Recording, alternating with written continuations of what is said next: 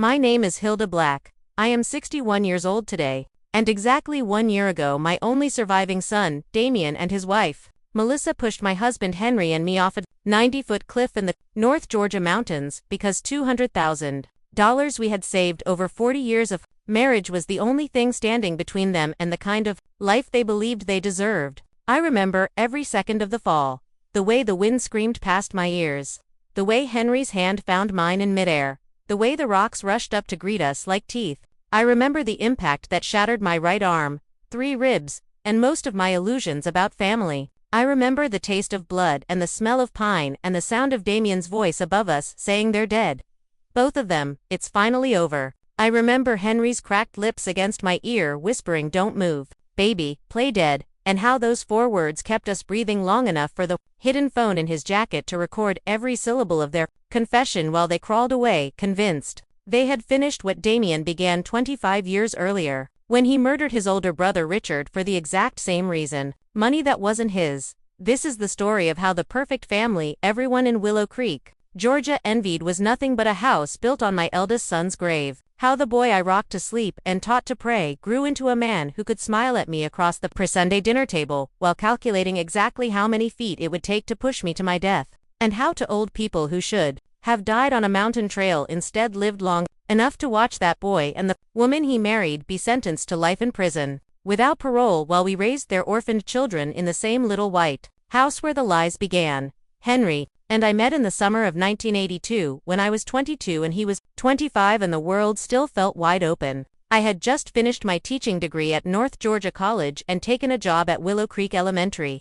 And he had inherited his daddy's carpentry shop on the edge of town. He built things that made people cry, rocking chairs that fit a body like they had been waiting for it, dining tables that held memories before anyone even sat down to eat. I laughed loud and loved hard, and he said the first time he heard me laugh across the hardware store aisle, he knew he was going to marry me. We married the next spring in the Baptist church where both our mamas had walked down the aisle, and we bought the little white house on Maple Lane with the wide front porch and the oak tree Henry swore would shade our grandchildren one day. Richard arrived in 1985, red-faced and loud, already reaching for the world. Damien came 5 years later, quiet, watchful, eyes that saw everything and gave nothing back. From the beginning they were different as summer and winter. Richard ran toward life with both hands out, dragging his little brother behind him, whether Damien wanted to come or not. Damien followed, always half a step behind, always measuring, always waiting. I told myself that was just how brothers were. I told myself a lot of things I wanted to believe. We built a life people took pictures of. Sunday dinners around the oak table. Henry carved the year Richard was born. My sisters Harriet and Irene, bringing their loud husbands and louder children. The house bursting with the smell of fried chicken and cornbread and peach cobbler fresh from the oven. Henry still picked wildflowers for me on his walk home from the shop. Still sat at the kitchen table helping me grade spelling tests while I held boards steady for him to cut. At night we rocked on the porch, swing counting stars and planning the ocean trip we would take when we retired. The smaller house we would build when the boys had wives and babies. I taught 3rd grade and came home every afternoon with stories about children who reminded me of Richard's fearlessness or Damien's stillness. Henry listened like every word was gold. We were happy. We were so happy I never noticed the cracks until they were canyons. Richard was 20 and home from Georgia Tech for fall break when the arguments started. I would hear raised voices from the hallway, Richard's sharp and furious, Damien's low and cold like Winter Creek water, and then sudden silence the second I appeared. Henry said boys fight, let them sort it out, and I wanted so badly to believe him that I did. One Thursday night in October 2000, Richard didn't come home for supper. We waited until the food went cold, until the clock struck midnight, until Henry grabbed his keys and went looking with half the town behind him. Damien sat in his room pretending to study, but every time I asked if he knew where his brother was, he looked at me with eyes that made something cold crawl up my spine and settle behind my heart. At dawn, the sheriff came to the door in his brown hat and told us they had found Richard's body at the bottom of the river gorge, 3 miles outside town. The official report said he slipped on wet leaves, hit his head, fell into the water and drowned. We buried him on a gray Tuesday beside my parents in the church cemetery. I wore the same black dress I had worn when Mama died. Damien stood dry-eyed beside the casket while I sobbed until my ribs hurt and my voice gave out. Henry never left my side, holding me up when my knees buckled, whispering it's going to be all right. Baby, we still have each other. We still have Damien. I believed him because the alternative was unthinkable. After Richard was gone, Damien changed overnight. He became the perfect son, helping in the shop without being asked, doing chores, bringing me cups of tea when he saw the grief sitting heavy on my shoulders, like wet wool. I told myself this was healing.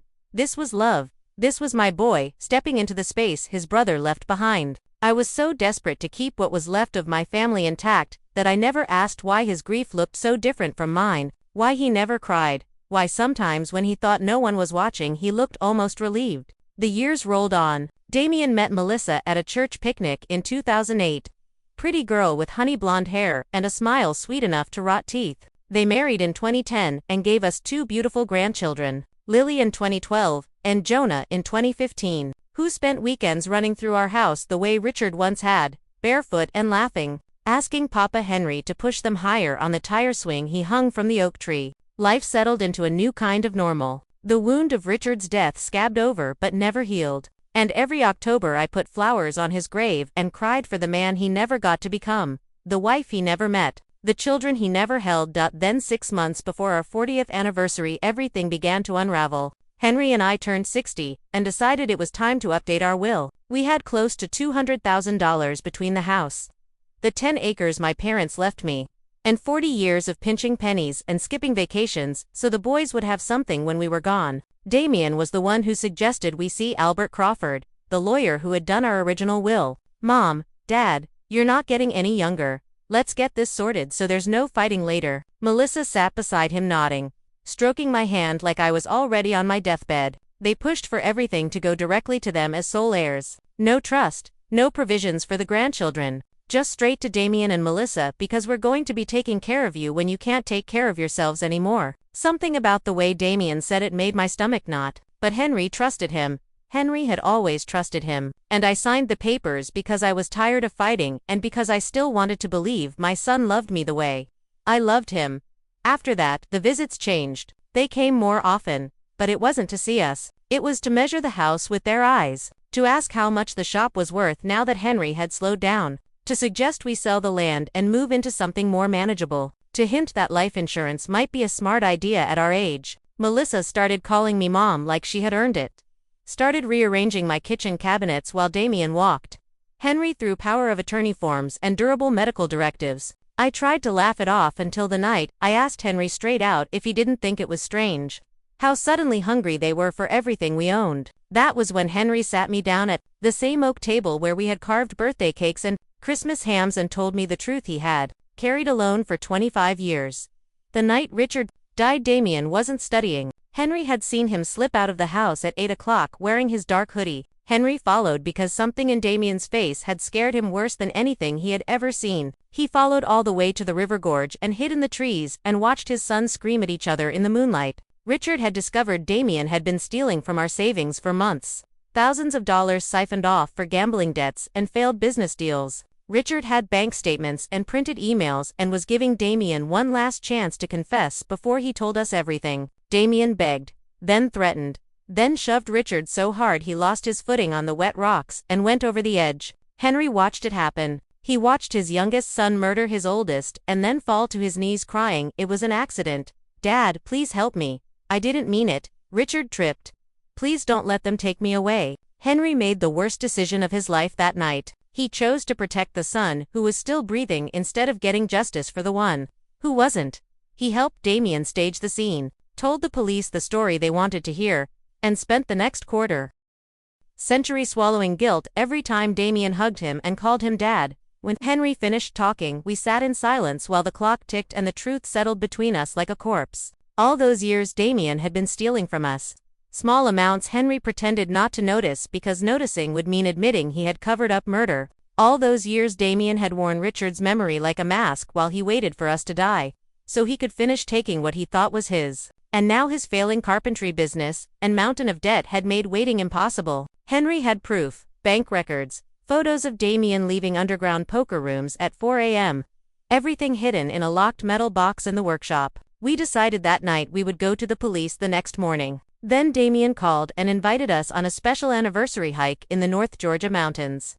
Just the 4 of us, a family celebration to make memories. Henry and I looked at each other across the kitchen table and knew exactly what the invitation really was. A death warrant with hiking boots and a picnic basket? We spent the next 3 days pretending nothing was wrong while we prepared to die or to survive.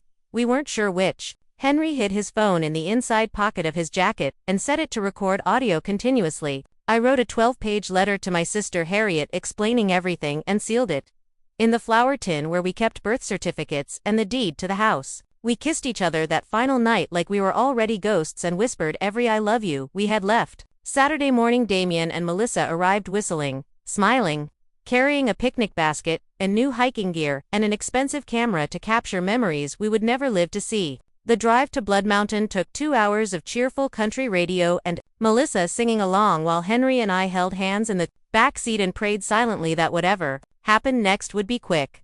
The trail started easy. Pine needles soft underfoot, sunlight flickering through leaves. Everything beautiful enough to make you forget people could be evil. Damien walked behind us, Melissa in front, taking pictures, commenting on the wildflowers, playing the perfect daughter-in-law one last time. After an hour, the path narrowed and the drop-offs began. Melissa spotted a side trail to an outcropping perched on a 90-foot cliff and exclaimed, "It would be perfect for anniversary photos with the whole valley behind us." Henry and I knew this was it. We climbed the loose rocky path with Damien's hand on our elbows pretending to help, Melissa waiting at the top like a tour guide from hell. The view was breathtaking. Valley and river and mountains rolling away under a sky so blue it hurt to look at. Melissa positioned us with our backs to the void. Henry, on my left, Damien behind us, camera raised. "Smile," she sang. "This one's going to be beautiful." "One step back for the panorama," Damien said. And we stepped back until there was nothing but air behind our heels. Then they moved. Damien lunged. Melissa dropped the camera and shoved. 2 sets of hands on our shoulders pushing us into nothing. Henry twisted at the last second, grabbed Damien's wrist and roared, "If we go, you're coming with us." And suddenly, all 4 of us were falling, screaming, locked together like some terrible family portrait tumbling through the air. The impact stole my breath, stole my sight, stole everything but pain. I heard bones snap that weren't mine, heard Melissa scream, heard Damien curse. When the world came back, I was staring up at jagged rock and sky, and Henry's bloody face inches from mine, whispering, "Play dead. Baby, play dead." We lay still while Damien and Melissa groaned and crawled and decided we were gone. They rehearsed their story, how the rock gave way under Henry's foot, how they tried to save us, how tragic it all was, while blood soaked the ground under my head and every breath felt like knives. When they dragged themselves away looking for help, Henry told me the rest. Every detail of the night. He watched one son kill the other and chose silence over justice. Hours later, rescuers rappelled down, found 2 grieving children crying over their dead parents, found 2 old people with pulses so faint they almost missed them. They airlifted us all to Northeast Georgia Medical Center, where Damien and Melissa sat in the waiting room, planning our funeral while Henry and I woke up long enough to hand over the phone that had recorded everything. Melissa saying this will finally get them out of the way. Damien laughing that accidents happen on family hikes all the time. Both of them admitting Richard had been practice. The police moved fast once they heard the tape. Damien and Melissa were arrested in the hospital lobby still wearing their hiking clothes, still smelling like lies and pine needles. Melissa screamed it was all Damien's idea. Damien screamed she was the one who picked the cliff, and every word dug their holes deeper. The search of their house turned up the forged documents. The second set of life insurance policies taken out in our names 6 weeks earlier. The notebook where Damien had written cliff plan, anniversary excuse, no witnesses like it was a grocery list. They found the recorder Damien had hidden in our living room for months, catching every conversation where we started to wake up to what he was. The case was airtight. The trial lasted 3 weeks. I testified with my arm in a sling and my heart in pieces. Looked my son in the eye and told the world what he had done to his brother and tried to do to us. Henry testified from a wheelchair, voice shaking but steady, and played the recording of Damien laughing about how easy it would be to push 2 old people off a mountain. The jury was out for hours. Guilty on every count. Murder in the first degree for Richard. 2 counts attempted murder for Henry and me, plus 27 counts of theft and forgery going back 15 years. Life without parole for both of them. I didn't stay for the sentencing. I was already home rocking Lily and Jonah to sleep, telling them stories about the uncle they never met who would have loved them so fiercely. A year later, Henry and I live in the same little white house on Maple Lane. The oak table is still there. scarred now from decades of family dinners that turned out to be lies. Henry's hands are slower, but he still carves little wooden animals for Lily and Jonah, who call us Mama Hilda and Papa Henry, without knowing their real parents are never coming home. Some nights I wake up tasting blood and hearing the whistle of air as we fell. But then I hear Jonah giggling in the next room, or Lily asking for one more story about Uncle Richard who wanted to build bridges to the moon. And I remember, we survived. We survived because Henry finally told the truth. Because I refused to die quietly. Because love, real love, is stronger than greed dressed up in a sun's smile. Every October, we put flowers on Richard's grave. 3 bouquets now. One from Henry, one from me, one from the grandchildren who will grow up knowing their father and mother are monsters but their grandparents fought the monsters and won. And when people ask how do 60-year-old school teachers outsmarted killers, I tell them the truth. We didn't outsmart anyone. We just stopped pretending the monster wasn't living in our house wearing our little boy's face. And once we saw him clear, we refused to close our eyes again. That is the whole story. 32,000 words of blood and betrayal, and the kind of love that refuses to die even when it's pushed off a 90-foot cliff. My name is Hilda Black. I am 61 now, and I am still here.